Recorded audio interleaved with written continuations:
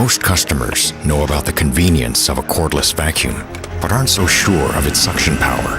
To think outside the box, with the help of worldwide extreme climber Sierra Blair Coyle, we embark on a small but meaningful challenge of climbing a skyscraper using only the suction power.